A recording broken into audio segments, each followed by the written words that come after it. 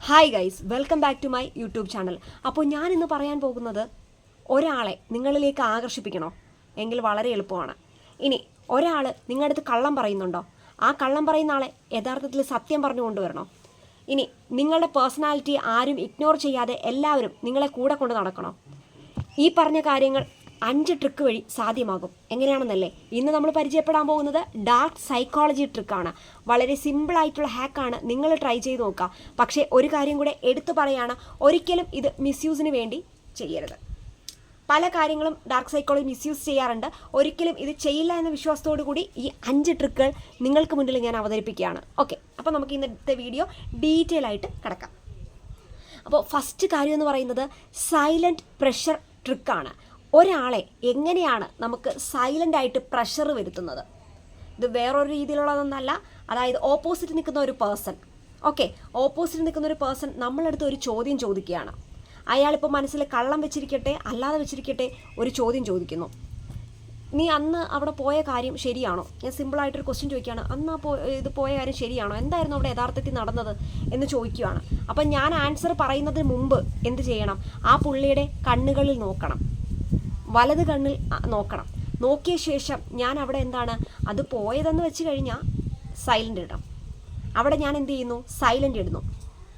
അവിടെ ആ പുള്ളി ചോദിച്ച ശേഷം ഞാൻ ആൻസർ പറയുമ്പോൾ ഞാൻ ഇടുന്ന ആ ഒരു സൈലൻറ്റിൽ പുള്ളി എന്തെങ്കിലും മറയ്ക്കുന്നുണ്ടെങ്കിൽ പുള്ളിയുടെ ബ്രെയിനിൽ ഇവൻ എന്താ ഈ സൈലൻ്റ് ഇട്ടേക്കുന്നത്, ഇവനൊന്നും പറയുന്നില്ലല്ലോ എന്ന് പറഞ്ഞ് ബ്രെയിൻ നമ്മളറിയാതെ നമ്മുടെ വായിൽ നിന്ന് പുറത്തേക്ക് കുറേ ആൻസേഴ്സ് കൊണ്ടുവരും.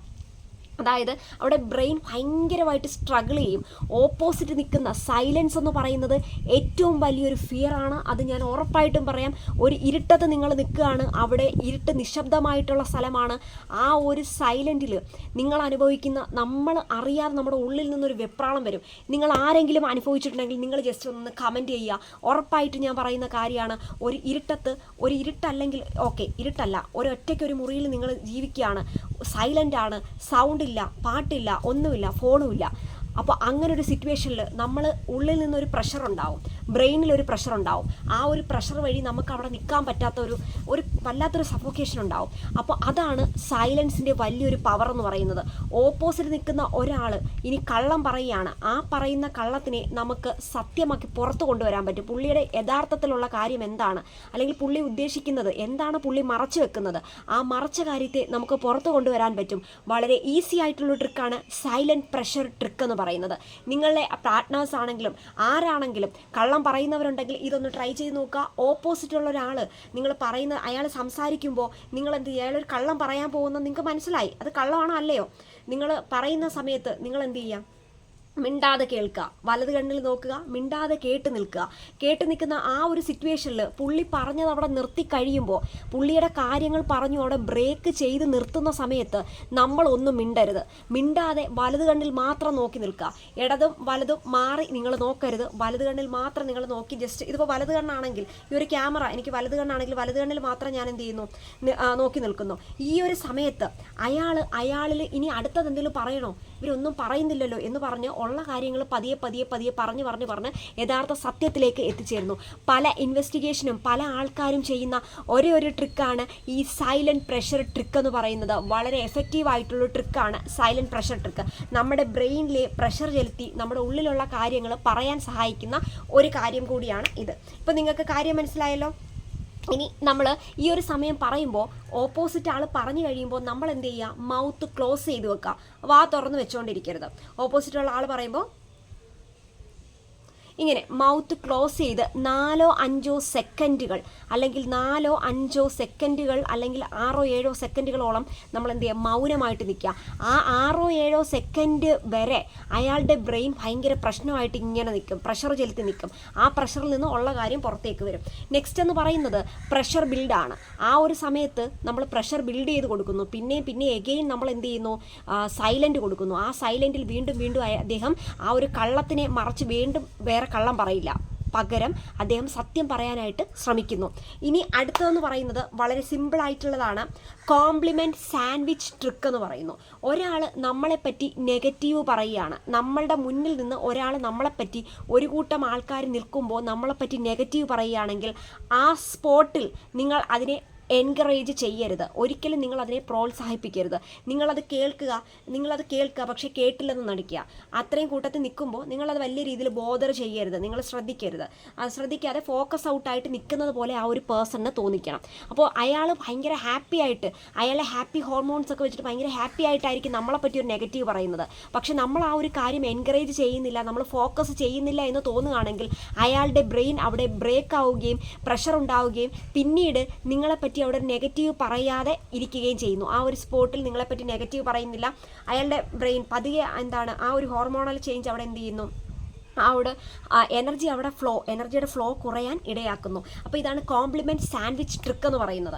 അയാൾ പിന്നെ ആ സ്പോട്ടിൽ ഇവൻ ശ്രദ്ധിക്കുന്നില്ലല്ലോ, എങ്കിൽ ശ്രദ്ധിക്കാൻ വേണ്ടിയിട്ട് പോസിറ്റീവ് എന്തെങ്കിലും പറയാമെന്ന് അയാൾ അറിയാതെ തന്നെ അയാളുടെ മൈൻഡിൽ പോസിറ്റീവായിട്ടുള്ള കാര്യങ്ങൾ നമ്മളെപ്പറ്റി വരുന്നു. ഇതാണ് രണ്ടാമത്തെ ഡാർക്ക് സൈക്കോളജി ട്രിക്ക് എന്ന് പറയുന്നത്. ഇനി അടുത്ത നമ്മൾ മൂന്നാമത്തെ ട്രിക്കാണ്. ഇത് നമ്മൾ റിലേഷൻ ട്രിക്ക് എന്ന് പറയുന്നു. റിലേഷൻ നെയിം റെപ്പിറ്റേഷൻ ട്രിക്ക് എന്നാണ് പറയുന്നത്. അതായത് ഒരു റിലേഷൻ ബോണ്ട് നമ്മൾ തോന്നിപ്പിക്കുന്ന നെയിം റെപ്പിറ്റേഷൻ ട്രിക്ക്. ഒരാൾ ഓപ്പോസിറ്റ് നിൽക്കുന്നു, നിങ്ങളുടെ ബിസിനസ് പാർട്ട്ണർ ആവട്ടെ, നിങ്ങൾക്ക് ഇതുവരെ അറിഞ്ഞുകൂടാത്തൊരു പേഴ്സൺ ആയിരിക്കട്ടെ, ആ ഒരു പേഴ്സണിനെ ഇടവേളകൾ വെച്ച് 2 തവണ നമ്മൾ ആ പേര് വിളിക്കുന്നു, അദ്ദേഹത്തിൻ്റെ പേര് വിളിക്കുകയാണ്. ഇപ്പോൾ സാർ, മനു സാർ, ഞാൻ ഓൾറെഡി അത് പ്രിപ്പയർ ചെയ്തു മനു സാർ, പക്ഷേ സാർ ഓൾറെഡി അത് നല്ലതാണ് കേട്ടോ, ആ ഒരു ഇത് നല്ലതാണ്. വളരെ പൊളൈറ്റായിട്ട് വളരെ സ്റ്റാൻഡേർഡായിട്ട് നമ്മളത് സംസാരിക്കുന്നു. ഇനി നമ്മുടെ ഫ്രണ്ട്സ് ആയിക്കൊള്ളട്ടെ, അതിനാ ഞാനത് കണ്ടായിരുന്നു, പക്ഷേ കഴിഞ്ഞ ദിവസം അത് ആ പടം കൊള്ളായിരുന്നു, കുഴപ്പമൊന്നുമില്ല. അതിന് പിന്നെ എന്തൊക്കെയുണ്ട് നിനക്ക് വിശേഷം, സുഖമായിട്ടിരിക്കുന്നു. ഇത് നമ്മൾ 2 വട്ടം പറയുമ്പോൾ അവിടെ നമ്മുടെ ബ്രെയിൻ ഓൾറെഡി വർക്കാകുന്നു, ഓപ്പോസിറ്റുള്ള ആളുടെ ബ്രെയിൻ കെമിസ്ട്രി വർക്കാവുന്നു. ആ ബ്രെയിൻ കെമിസ്ട്രിയിൽ നിന്ന് സബ് കോൺഷ്യസ് മൈൻഡ് അവിടെ ഉണരുന്നു. ആ ഒരു മൈൻഡിൽ നിന്ന് ഉണ്ടാകുന്ന energy flow trust and comfortable കൂട്ടാൻ സഹായിക്കുന്നു. ഓക്കെ, അപ്പോൾ ഇതാണ് റിലേഷൻ നെയിം റെപ്പിറ്റേഷൻ ബോണ്ട് എന്ന് പറയുന്നത്.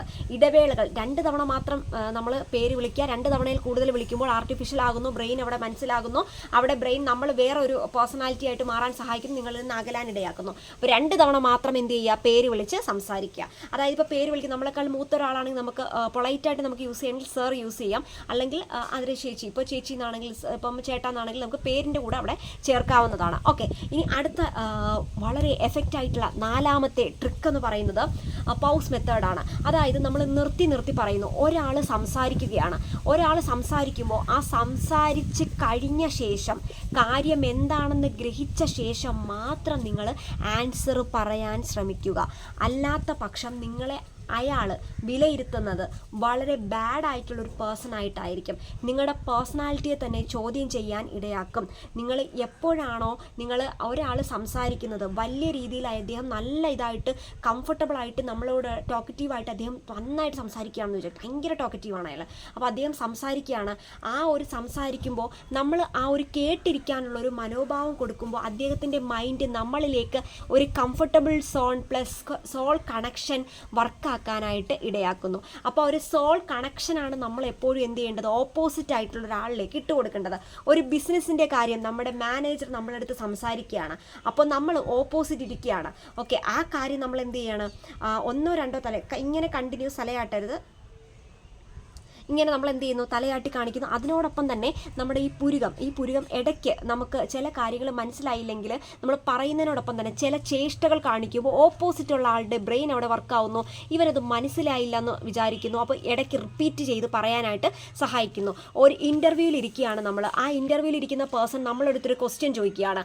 അപ്പോൾ ആ ഒരു ക്വസ്റ്റ്യൻ ചോദിക്കുമ്പോൾ നമ്മളിങ്ങനെ കേട്ടിട്ട് മനസ്സിലായില്ല എന്ന് വിചാരിക്കുന്നതിന് പകരം നമ്മളെന്താണ്, ഈ ഒരു പുരുകം നമ്മൾ ജസ്റ്റ് നമ്മളൊന്ന് പൊക്കുന്നു, അല്ലെങ്കിൽ നമ്മൾ ഇങ്ങനൊന്ന് ചുളിവുണ്ടാക്കുന്നു. ആ ഒരു ചുളിവിൽ നിന്ന് ഓപ്പോസിറ്റുള്ള ആൾക്ക് മനസ്സിലായി കാണില്ല, ഒന്നും കൂടെ റിപ്പീറ്റ് ചെയ്ത് പറയാം. പക്ഷെ ഓൾറെഡി നമുക്ക് ആ ഒരു ക്വസ്റ്റ്യൻ മനസ്സിലായി, പക്ഷേ അയാളിൽ എന്താണ്, ഒരു ബ്രെയിൻ കൺഫ്യൂസ് ഉണ്ടാക്കിയ ശേഷം മാത്രം ആ ഒരു സമയത്തിൻ്റെ ഇടവേളയിൽ നമുക്ക് എന്താണോ ആൻസർ പറയാൻ പറ്റുന്ന ആ ആൻസർ നമ്മൾ എന്ത് ചെയ്യുന്നു, ചിന്തിച്ച ശേഷം മാത്രം നമുക്ക് സമയം ഉണ്ടാക്കി നമ്മൾ എടുക്കുകയാണ് ആൻസർ പറയാൻ വേണ്ടി. അങ്ങനെ നമുക്ക് പ്രോപ്പറായിട്ട് സമയം ഉണ്ടാക്കി എടുക്കാനായിട്ട് പറ്റും. അപ്പോൾ ഒരാൾ പറഞ്ഞ് കാര്യങ്ങൾ കൃത്യമായിട്ട് കേട്ട ശേഷം മാത്രം നമ്മൾ റിപ്ലൈ കൊടുക്കാനായിട്ട് ശ്രദ്ധിക്കുക. ഈ നെക്സ്റ്റ് എന്ന് പറയുന്നത് മിററിംഗ് മെത്തേഡാണ്. ഓപ്പോസിറ്റ് നിൽക്കുന്ന ഒരു പേഴ്സൺ, നമ്മുടെ പാർട്ട്ണർ ആയിക്കൊള്ളട്ടെ, ബിസിനസ് പാർട്ട്ണർ ആയിക്കൊള്ളട്ടെ, ഫ്രണ്ട്സ് ആയിക്കൊള്ളട്ടെ, അയാളുമായിട്ട് നല്ലൊരു ബോണ്ട് ക്രിയേറ്റ് ചെയ്യണമെങ്കിൽ അയാൾ കാണിക്കുന്ന ശേഷകൾ ഏതെങ്കിലും 2 എണ്ണം നമ്മൾ അയാൾ അറിയാതെ തന്നെ ഇടവേളകളിൽ ആ 2 എണ്ണം നമ്മൾ കാണിക്കാൻ ശ്രമിക്കുക. ചിലരെപ്പോഴും ഇങ്ങനെ ഉള്ള ഒരു ഇത് കാണിക്കും, ചിലരെപ്പോഴും ഇങ്ങനെ കാണിക്കും, മുടി ഇങ്ങനെ കാണിക്കും. അപ്പോൾ നമ്മൾ ഇടയ്ക്കിടയ്ക്ക് അയാൾ അറിയാതെ നമ്മൾ എന്ത് ചെയ്യുക, കാണിക്കാനായിട്ട് ശ്രമിക്കുക. അപ്പോൾ അവിടെ അയാളിൽ നിന്നുള്ളൊരു സോൾ കണക്ഷൻ നമ്മളിലേക്ക് വർക്കാവുകയും നമ്മളുമായിട്ടൊരു ഡീപ്പായിട്ടൊരു ഫ്രണ്ട്ഷിപ്പ്, ഒരു ഡീപ്പായിട്ടുള്ള കംഫർട്ടബിൾ സോൺ ക്രിയേറ്റ് ചെയ്യുന്നതിനും ഇടയാക്കുന്നു. അപ്പോൾ ഇത് വളരെ ഇൻസ്റ്റൻ്റായിട്ട് ചെയ്യാൻ പറ്റുന്ന ഒരു ട്രിക്കാണ് മിററിംഗ് ടെക്നിക്ക് എന്ന് പറയുന്നത്. സോ അപ്പോൾ ഇതാണ് 5 ട്രിക്ക് എന്ന് പറയുന്നത്. നിങ്ങൾ ഇതൊന്ന് ട്രൈ ചെയ്ത് നോക്കുക. ഈ ഒരു ട്രിക്ക് എന്ന് പറയുന്നത് ഡാർക്ക് സൈക്കോളജിയിലെ വളരെ എഫക്റ്റീവായിട്ടുള്ളൊരു ട്രിക്കാണ്. ഈ ഒരു 5 ഹാക്ക് എന്ന് പറയുന്നത് എല്ലാവരും ഇത് പറഞ്ഞു തരണമെന്നില്ല. ഒരു ബിസിനസ് ട്രിക്കിലോ എവിടെയെങ്കിലും പോകുമ്പോൾ വിജയിക്കുന്നവർ ഈ ഒരു ട്രിക്കൊക്കെ യൂസ് ചെയ്തിട്ടാണ് അവർ ലൈഫിൽ സക്സസ് നേടുന്നത്. അപ്പോൾ നിങ്ങൾക്ക് സക്സസ് ആണ് ലക്ഷ്യമെങ്കിൽ ജസ്റ്റ് ഈ ഒരു ഡാർക്ക് സൈക്കോളജി ട്രിക്ക് യൂസ് ചെയ്യുക.